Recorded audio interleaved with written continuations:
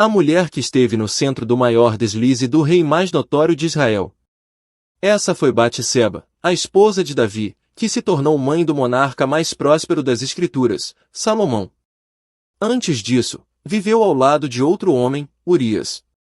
A trajetória de Batseba se confunde com a queda de um líder descrito na Bíblia como alguém segundo o coração de Deus. Sua história se entrelaça com um pecado que parecia permanecer impune, oculto aos olhos humanos, mas que jamais escaparia ao julgamento divino.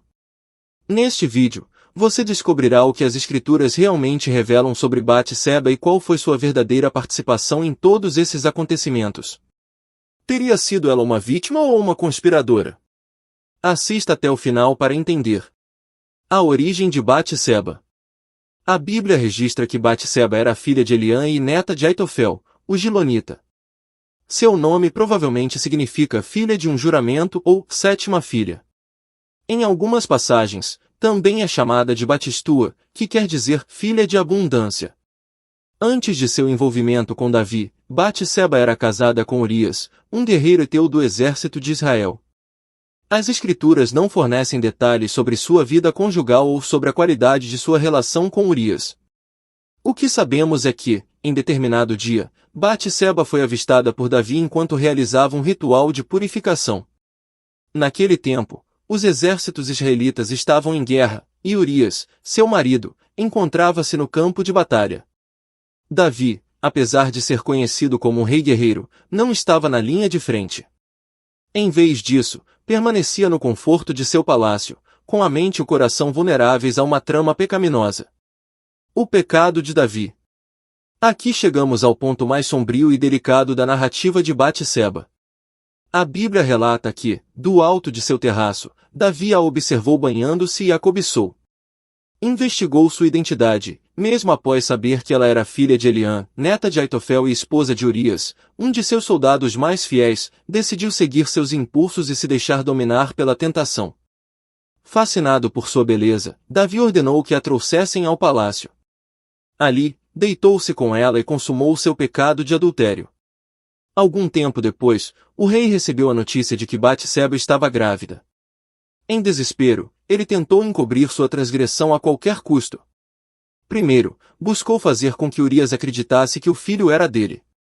Para isso, ordenou que ele retornasse a Jerusalém e fosse para casa encontrar-se com sua esposa.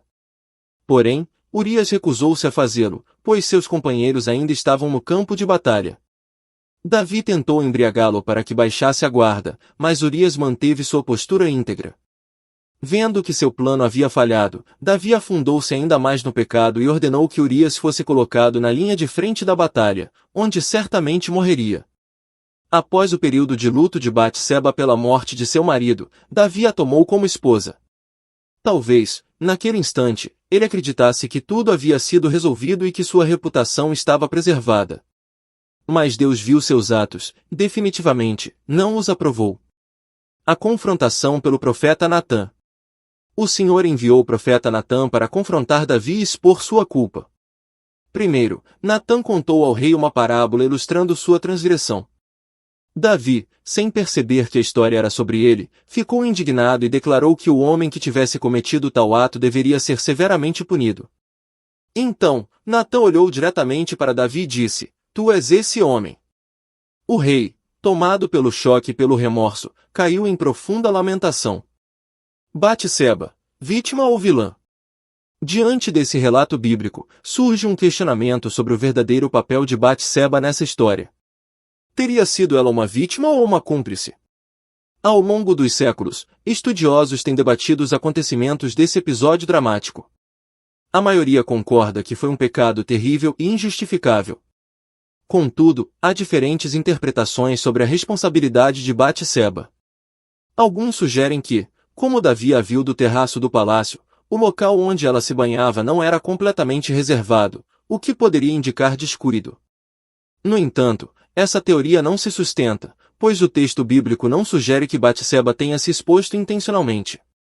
Além disso, do topo do palácio, Davi possuía uma visão privilegiada da cidade, o que lhe permitia enxergar o que outros não viam. A Bíblia enfatiza que tudo ocorreu no período em que os reis costumavam sair para a guerra, mas Davi escolheu ficar para trás. Outros estudiosos argumentam que Batseba pode ter planejado atrair Davi. No entanto, não há qualquer evidência no texto bíblico de que ela tenha arquitetado uma sedução deliberada.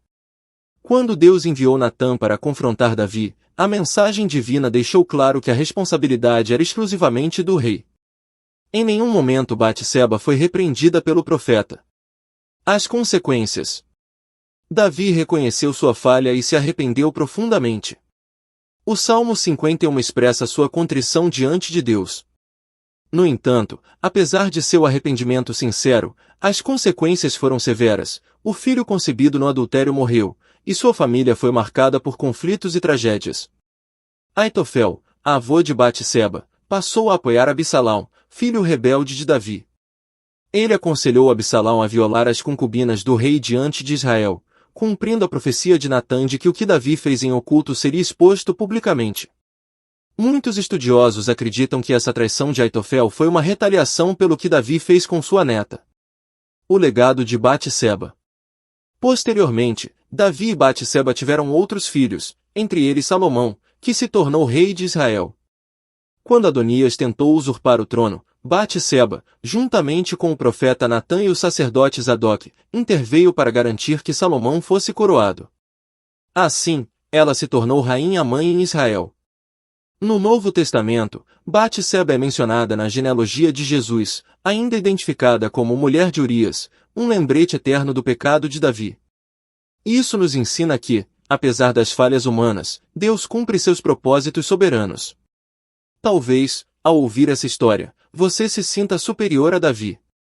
Mas, sem a graça de Deus, não somos nada. Davi, Batseba, Urias, eu, você.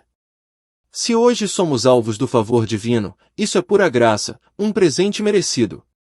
Taxinha, se este conteúdo te abençoou, inscreva-se no canal, deixe seu comentário e compartilhe.